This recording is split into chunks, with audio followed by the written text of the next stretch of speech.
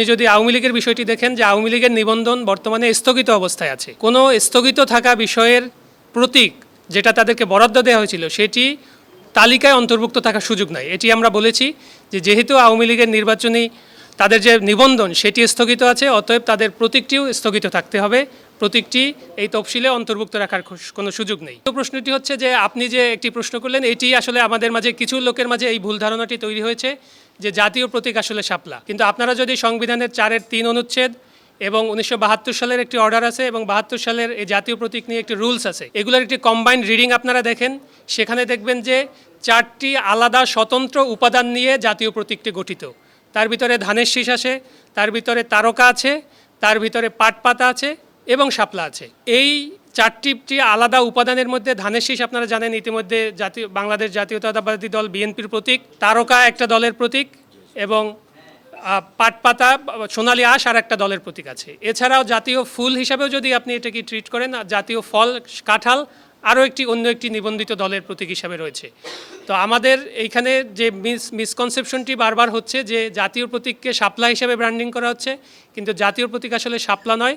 জাতীয় প্রতীক হচ্ছে 4টি আলাদা আলাদা উপাদানের সমন্বয়ে গঠিত একটি প্রতীক এবং সেখানকার মাপ কী হবে, সেখানকার রং কী হবে, সেখানকার ব্যাসার্ধ কী হবে, ব্যাসার্ধর রং কী হবে, এগুলো সবই 1972 সালের যে অর্ডারের শিডিউল এবং 72 সালের যে রুলস সেটার অ্যাপেন্ডিক্সের মাধ্যমে এটি সম্পূর্ণভাবে স্পষ্ট করা আছে। আমি আপনাদেরকে অনুরোধ করব যে সেগুলো আপনারা দেখবেন এই ব্যাখ্যাগুলো দেওয়ার আগে এবং সেগুলো দেখেই এই ব্যাখ্যাগুলো দিবেন। বিধিমালায় যেহেতু রাখিনি, সেই ক্ষেত্রে আপনারা কমিশনের কাছে কি দাবি জানিয়েছেন ওই প্রতীক বিষয়ে এবং একই সঙ্গে কমিশন কি আপনাদেরকে বলেছে? আচ্ছা, বিধিমালায় রাখিনি ব্যাপারটা আসলে এরকম না। আপনারা জানেন যে তফসিলের যে তালিকা আছে সেই তালিকাটি আসলে যে কোনো সময় সংশোধন করা যায়। এটি একটি বিধিমালা সংশোধন করতে পার্লামেন্টেরও দরকার হয় না, অর্ডিন্যান্স জারিরও দরকার হয় না। এটা সংশ্লিষ্ট প্রতিষ্ঠানই করতে পারে, কিন্তু আইন মন্ত্রণালয়ের ভেটিং করতে হয়। তো আমরা যেহেতু নৌকার ব্যাপারেও আপত্তি জানিয়েছি এবং বলেছি যে নৌকাকেও এই লিস্টের ভিতরে রাখা যাবে না, তালিকার ভিতরে রাখা যাবে না। এটি করতে গেলেও কমিশনকে আসলে নতুন করে ওই তালিকায় এই সংযোজন বা বিয়োজনের একটা প্রসঙ্গ থাকবে।